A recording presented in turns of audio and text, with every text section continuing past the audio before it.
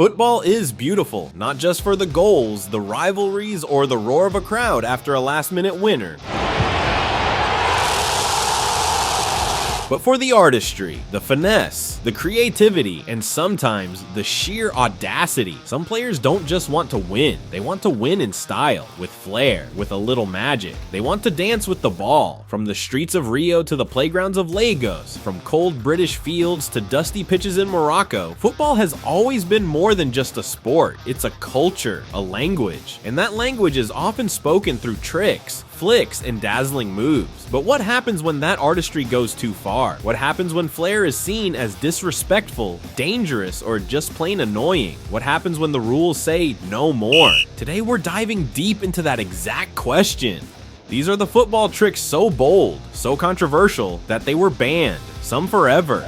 Let's talk about the 7 football tricks that were either outlawed, penalized, or discouraged by the rules of the game. And we're not just naming them, we're telling the stories behind them.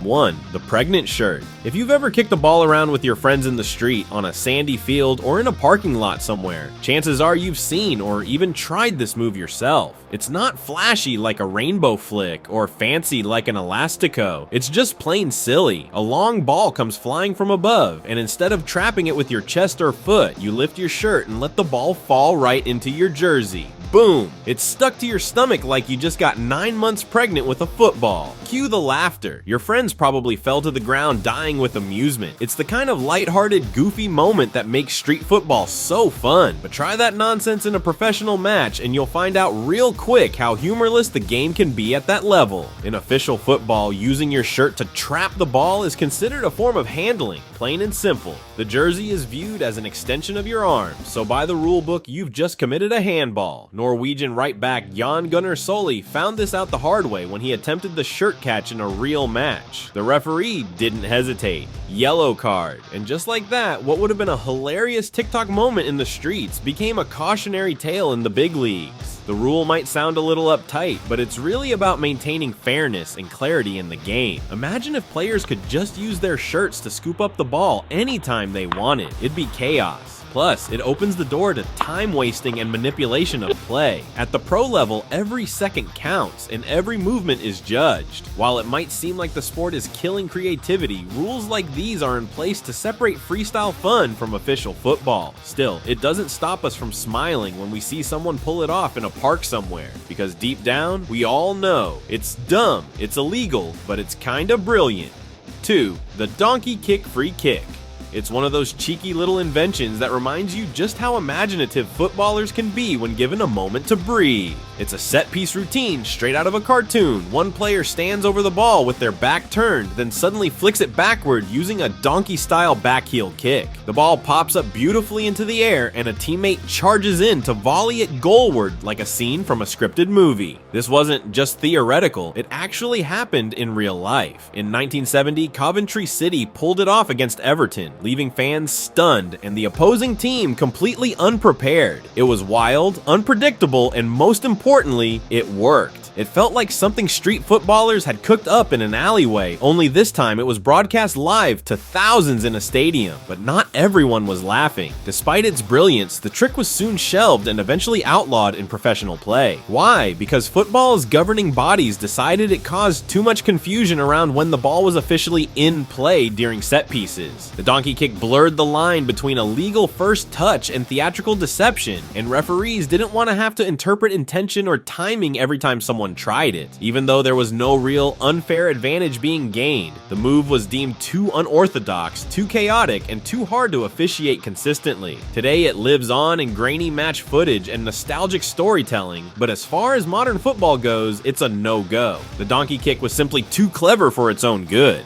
3. The running knee lock isn't your typical flashy trick. It's not about finesse or footwork, it's about absurdity. Imagine a player squeezing the ball tightly between their knees, lifting their legs slightly like a penguin, and then trying to run with it across the field. It sounds like something out of a slapstick comedy skit, and honestly, it kinda looks like one too, but believe it or not, people have actually tried to pull this move off in matches. The idea, in theory, is that as long as the ball doesn't touch your hands, you're in the clear. But in practice, this trick breaks just about every expectation of what football is supposed to look like. It's not a dribble, it's not a pass, and it definitely ain't legal. The rules of the game treat this move as deliberate handling, just with your legs instead of your arms. Holding the ball between your knees and running is basically like tucking it under your arm and taking off down the pitch. It turns football into a weird version of rugby, and that's why referees immediately shut it down. If you try this in a real game, expect to be stopped mid-waddle and shown a yellow card for unsporting behavior. It disrupts the flow of play, undermines the essence of football as a foot-based sport, and usually leaves everyone confused, especially the poor defender who has to decide whether to tackle you or just start laughing. The running knee lock might be hilarious in a YouTube clip, but on the professional pitch, it's a fast track to embarrassment and a booking. For the next stall. Now, let's talk about showboating. The next stall is a classic freestyle trick. Kick the ball up, lean forward slightly, and catch it on the back of your neck. Hold it. Pose. Let the camera snap. You've seen this during player unveilings. Neymar did it. Ronaldinho perfected it. Even some goalkeepers tried it during warm-ups. But here's the catch: never do it during an actual match. While not officially illegal, the neck stall is considered unsporting behavior. It slows down play, serves no tactical purpose, and, perhaps most importantly, disrespects your opponents. The referees may or may not book you, but you will get targeted, and not just by the ref, by the other team. Football is a competitive game. Nobody likes to be mocked, and stalling the ball on your neck mid-game is like walking up to your opponent and winking while juggling your tax returns. It's asking for trouble.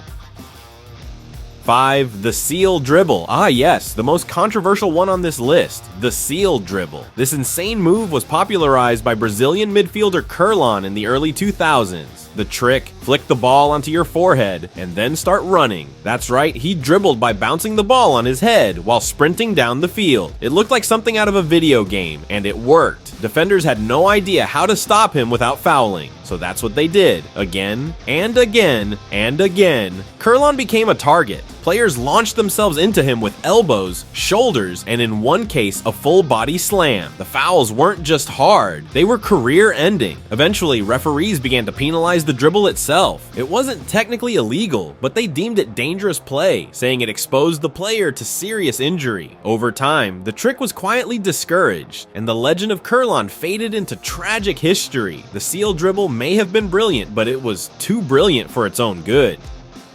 6. The head stall.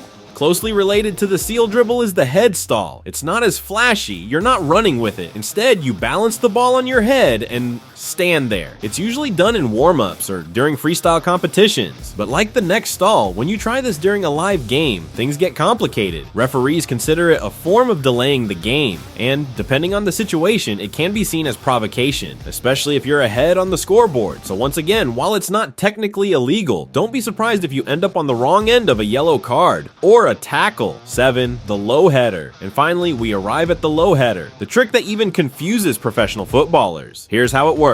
You can't pass the ball back to your goalkeeper using your foot and expect them to pick it up. That's an automatic foul. So some players got clever. Instead of kicking the ball, they'd flick it into the air and then head it back to their keeper. Problem solved, right? Wrong. The laws of the game now explicitly mention this trick. If the referee believes the player has deliberately circumvented the back pass rule by using a trick, like flicking the ball to their head with their foot, they are to be booked for ungentlemanly conduct. Even if the goalkeeper doesn't touch it with their hands, the player still gets punished. This rule caught out Verratti, PSG, and Perisic, Inter, in 2019, both booked for trying sneaky headers to their keepers.